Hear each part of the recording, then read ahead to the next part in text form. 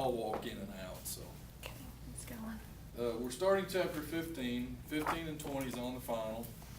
The final technically is not comprehensive, but you're already seeing a lot of things overlap from chapter to chapter, and nothing different here. There's going to be a lot of endocrine in chapter 20, and we've already covered the endocrine chapter. And we'll dive more in specifics as we get into each chapter. We've seen endocrine in every chapter, even after we talked about it in chapter 11, I believe it was. So, although it's not comprehensive, as we start rolling all these systems together, all the systems are connected. So it becomes more and more comprehensive as we go. Chapter 15 is immunity. And it's a chapter that, in some books, it's actually a part of a chapter. And in this book, it's an entire chapter, and a long one at that. We're learning more and more and more about immunity. I learn something new about immunity all the time.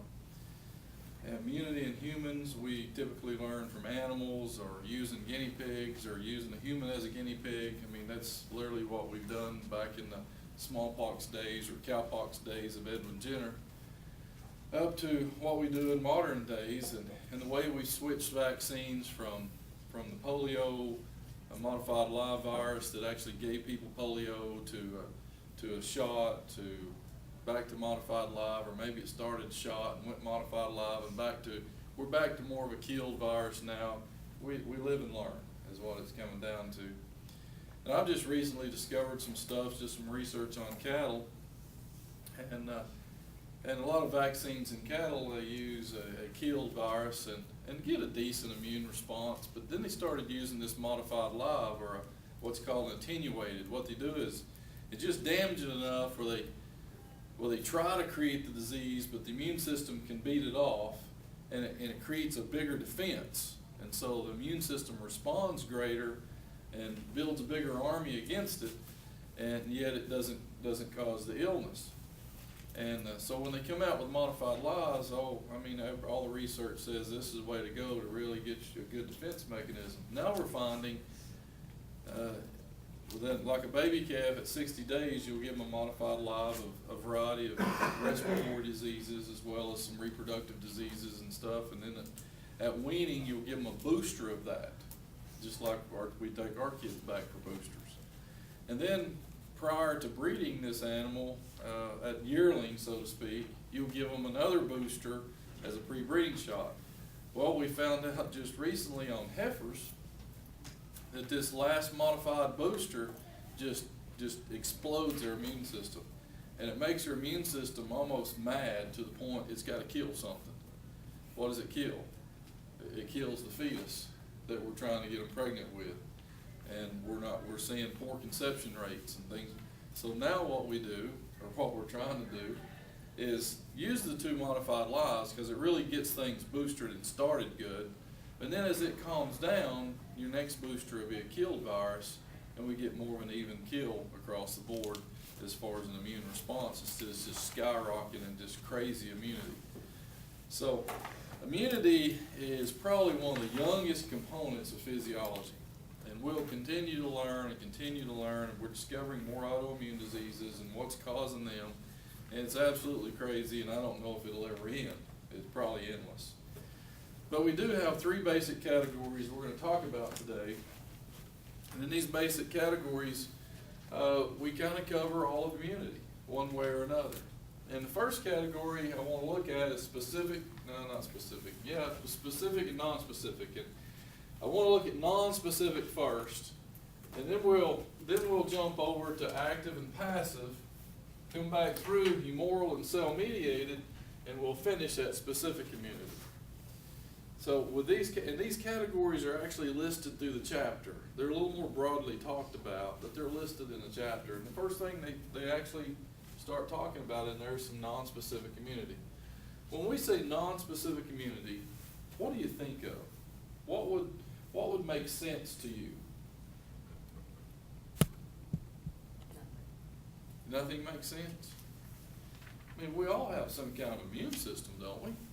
It's just like the immune system in general. In general, what would be a generalized immune response, regardless of the illness?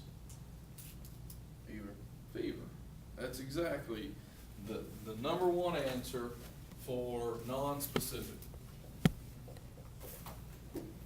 Now, we can add to that, I mean, whether you have a virus or strep throat, you could run fever, couldn't you? And what fever does, fever says whatever antigen's attacking the body, and it's attacking the body and raising, and the body's raising temperature to say, well, if you do so well at 98.6, let's see what you do at 100.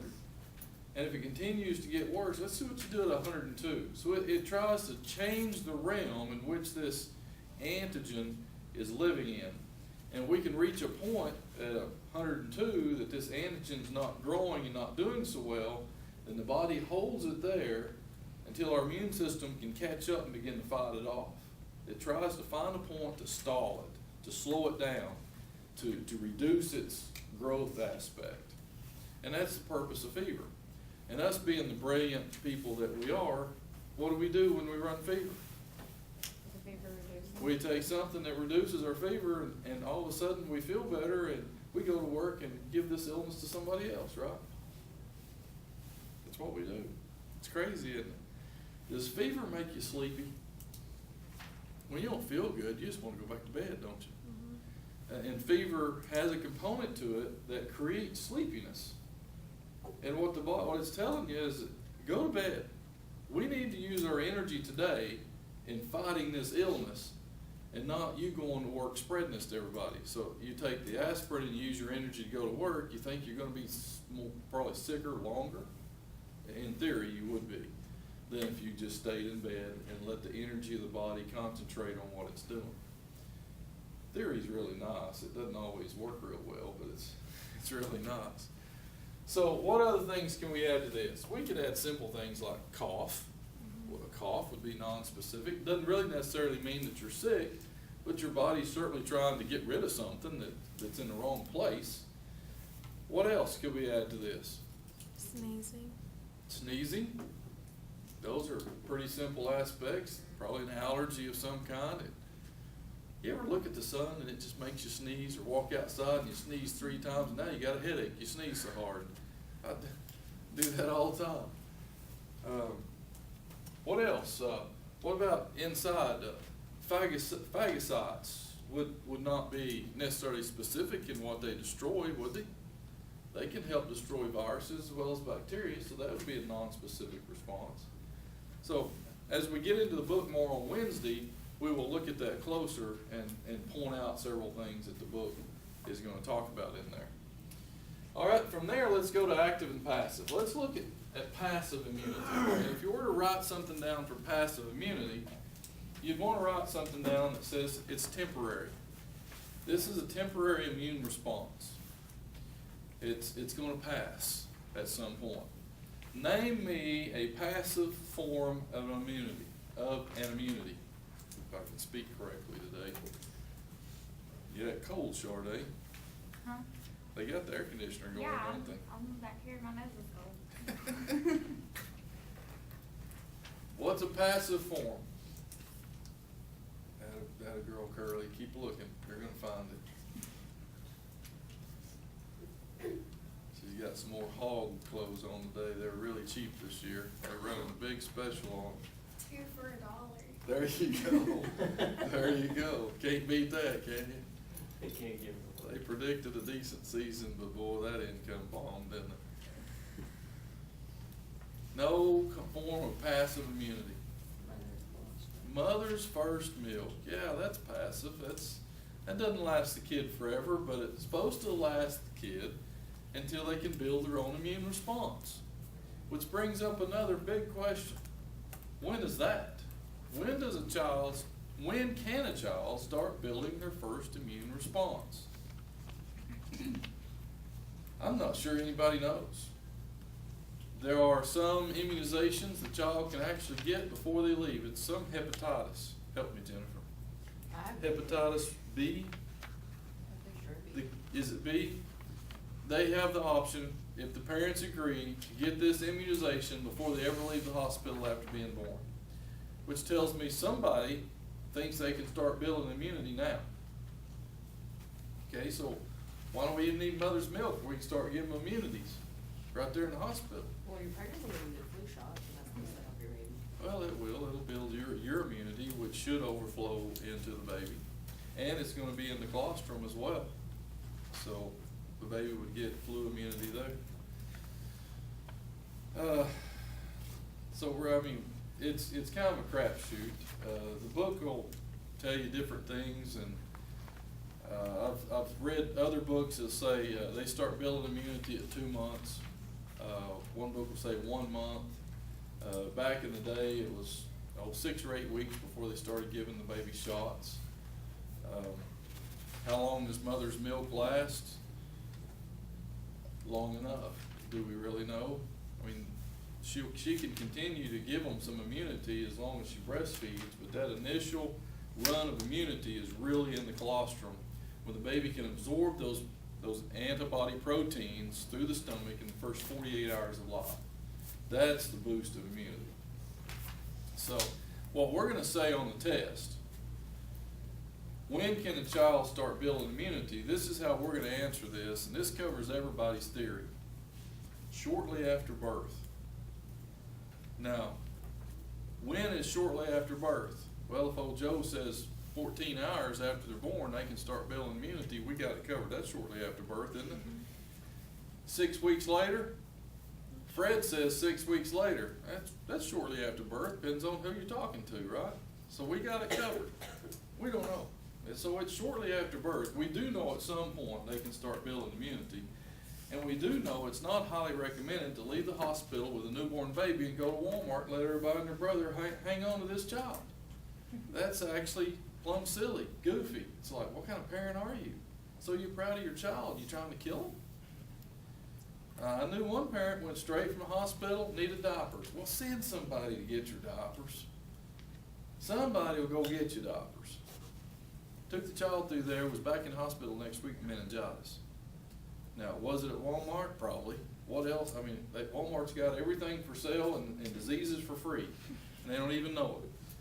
How many snotty-nosed kids run through there and take that arm or that shirt that's hanging on there and move on?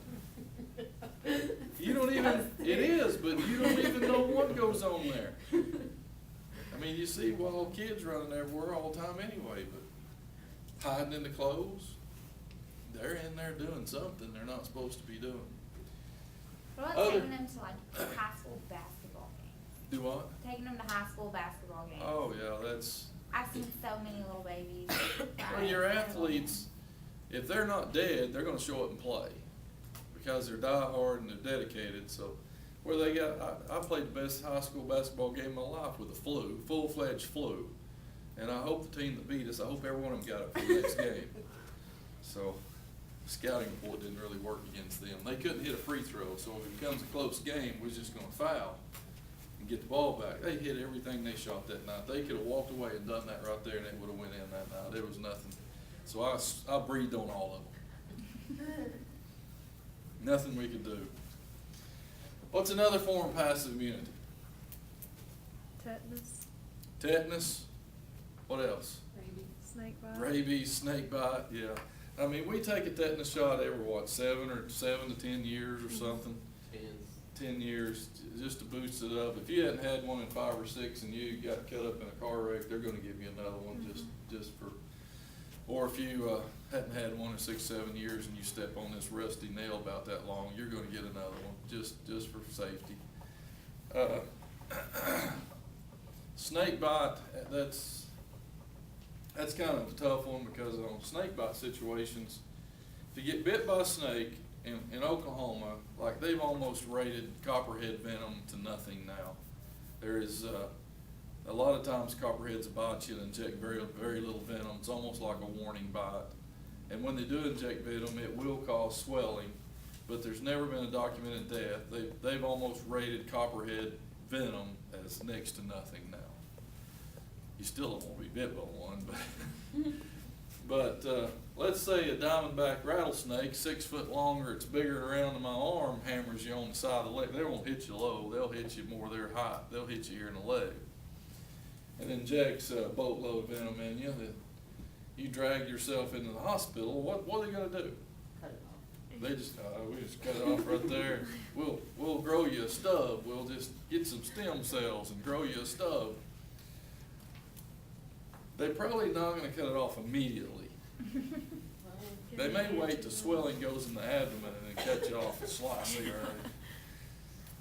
You're gonna get massive swelling, but they're not gonna use an anti-venom immediately. Unless they feel life-threatened immediately. First thing they do is hook you up to an IV, and they run more IV through you than, they pump it through you faster than your kidney can get rid of it, trying to dilute the poison, spread it and dilute it. And at the same time, they're trying to hold on and maintain red blood cells, because the hematoxins and all of our vipers around here destroy red blood cells, and that's what causes lysis and causes it to get outside the vessels and major swelling. If the swelling continues to head toward vital areas, then they'll look for an antivenom. And I know this is surprising, but the local Poto hospital does not have antivenom. Wow. Yeah, shocker. Fort Smith there's usually at least a vial in Fort Smith. A vial is about $10,000. And antivenom has killed as many people as snake bites. So that gives you hope, doesn't it? Well, old Joe's fixing to die, so let's give him some antivenom and finish him off. Well, it saves people too, but the antivenom's made from horse serum, and sometimes there becomes an allergic reaction to the horse serum that the antivenom's in to the human body, and that causes more problems than the snake bite was, but they're gonna die from the snake bite anyway, so it's kind of a crapshoot. But there are snakes in the world. Don't go to Australia unless you plan on getting bit. That if you don't have an antivenom within minutes, you're gonna die. So the antivenom does cure a lot of problems in those cases. But in our cases, we're gonna dilute it. We're gonna give you an antibiotic to try to treat maybe an infection that came with the fangs, and we're gonna drag this out as long as we can without using an antivenom. No documented copperhead deaths in LaFleur County. There's very few snakebite deaths in the United States as a whole. There's only been one documented rattlesnake death in LaFleur County, and that was the guy's pet. It was his pet rattlesnake that bit him and killed him. And the pet rattlesnake had bit him several times before, I guess as warnings. That wasn't real recent, no. It's been several years ago. It was a guy from Heavener, though. Was that who you was thinking about? No, I think I heard I don't know where it was. This is just in LaFleur County, though. There might have been. But this particular time, the snake bit him and unloaded. See, older snakes can bite without injecting poison. Now, you've heard the theory that younger snakes are more poisonous, baby snakes are more poisonous than adult snakes, and that's not true. It's just like being potty trained. When they bite, they can't control the poison, so everything they have will be injected in you.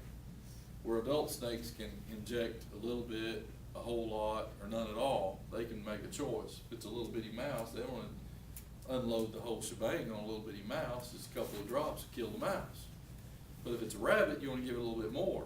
If it's a human, you may want to give them a little bit more. In this case, he unloaded the whole shebang on his master. Because his master pissed him off for the last time. I don't know what happened, but he's bit me before. And by the time his arm starts swelling, I better go to the doctor. He didn't make it to the emergency room. He was dead on arrival. Not a good scenario. Be careful who your pets are. That's all I can say. So those are all passive immunities. They're only temporary. You know, if that guy would have lived from the snake bite and went back and a month later the snake bit him again, would he have immunity against that snake bite? No. Humans cannot build immunity against snake bites.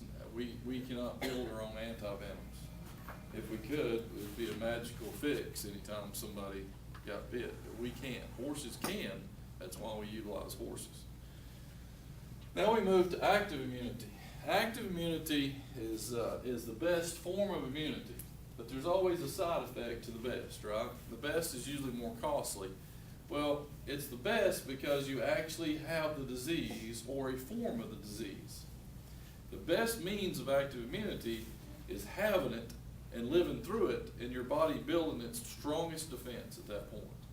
Now, back in my day, in fact, I run across some of my old shot records, and it'd have all these written down, and then underside mumps, it wrote in, he had mumps. I actually had the mumps. I actually had chicken pox. I actually had some of these childhood illnesses. There was no immunization for some of them back then. And a lot of kids got them before the immunization was technically qualified to be given to them. And once we lived through it, it was fine. And that builds your best immunity. In theory, somebody that gets a good case of chicken pox won't ever get chicken pox again. Now, are they totally rid of chicken pox? No, the chicken pox virus, then your immunity dives it or runs it off and corners it into the phrenic nerves. And it lives there until your immunity becomes weak again, and then it comes out and gives you the shingles. And then you have the most painful, irritating rash that you could ever get, and probably the worst time of your life you could ever get it. Yeah, I got it last year. And you're too young to be I getting know, it. well, like 2 years ago, I had a heat stroke during or not a stroke, but heat exhaustion Yeah. during a run, and I ended up passing out. And about 2 days later, I got a rash that started on my back, and that's what it was. Yeah. It's being a virus, it's an opportunist. And it waits, if your immune system shows a little bit of weakness, oh, they love to attack. Fever blisters, anybody get fever blisters? When you're stressed out, and your immune system's down just a bit, and stress, as we've already learned, causes your hydrocortisone or cortisols to be produced, which lowers your immune system, because it's your anti-stress, anti-inflammatory hormone. It lowers your immune system, virus pops up, makes you feel even worse.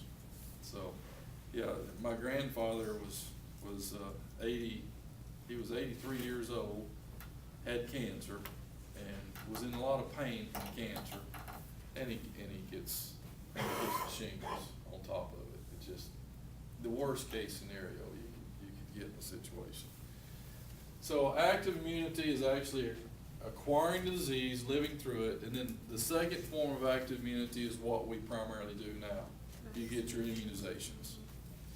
And I use the term immunization instead of vaccination, because if you want to vaccinate something, the prefix vaxa means cow. So we can line you up in the chute with the rest of the cows and we can vaccinate you, or we can go get immunized like humans should. It's just a pet peeve. Mr. Beaver used to make fun of me all the time about, he'd even tell his class, now when you get Mr. Dwann's Physiology, he's going to tell you not to use the term vaccination unless you're talking about cows. And it's true. And I'll hear advertisements, usually a senator or a representative, somebody runs some kind of advertisement in late summer before school, just reminding parents to go get your children immunized before school starts and we're good to go. But they won't say immunized. They'll say, get your childhood vaccinations. And I said, oh man, this is a representative or senator, and it's just mental terminology is all it is. We're using vaccines to immunize people with. And it all originates back to Edward Jenner that created the cowpox vaccine to fight against smallpox. Because in his day, he noticed the milkmaids that was out there milking every day that was getting their hands on this little cowpox that was on the udder of the cow when it was milking, they never got smallpox. And so he took some of that cowpox secretion and made a vaccine and gave it to this boy and immunized him a couple times with it, and then gave him full-fledged smallpox, and the kid lived. Now you're talking about using a small child as a guinea pig, and then this kid literally grew up as an adult, traveling the world, telling them how wonderful this vaccine, spreading the word about we can do this vaccine. You know, he was that close to never walking anywhere. What if it didn't work? He would have been telling him, oh, yeah, go ahead and give me a shot of that. I can handle it. Yeah, but now, world renowned, Edward Jenner now, give a kid a full-fledged shot of smallpox after injecting him with cowpox, which is close, but it's not the same thing. That's what's amazing about it, but it worked. Immune system built up, and that was the beginning of vaccinations. but we get Didn't work out, you immunized. just wouldn't have told anyone about it. It wouldn't have got spread very well, would it? Sure, I'm glad it worked out though. So that's active immunity. Now we come back to cell-mediated and humoral. Humoral immunity deals with B cells. It uses antibodies and it fights bacteria. Cell-mediated talks about T cells, and we'll mention several different T cells Wednesday when we go through this chapter. It likes to fight viruses, and it uses phagocytosis. So let's talk a little bit of background here. B cells, made in the bone marrow.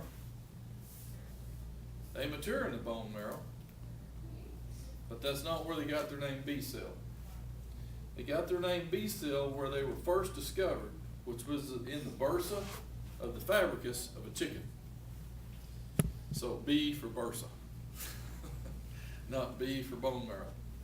But there's actually a variety of these, and a lot of these will turn into memory cells that build your long-term immunity. If you're exposed to something and your body fights it off, it leaves behind a small army of memory cells just for that illness.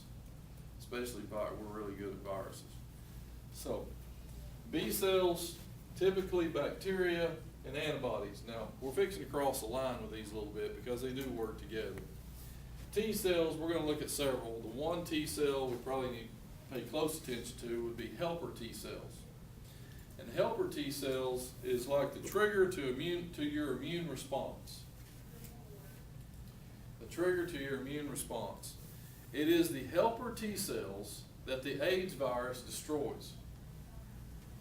And if the AIDS virus destroys these helper T cells down to a certain point, then you're considered to have full-fledged AIDS. And it doesn't trigger the immune response to do anything. And the slightest little thing is what kills you, usually small fungal infections that we didn't even know existed because your body takes care of them. So T cell, some are made in the bone marrow, most are made or matured in the thymus. And the thymus produces thymazine that finishes that maturity. The bad thing is that with age, your thymus becomes kind of a fatty tissue, reduces its production of thymazine, therefore the older we get, the less immunity we actually have against viruses. So the number one mass killer of all times was the flu.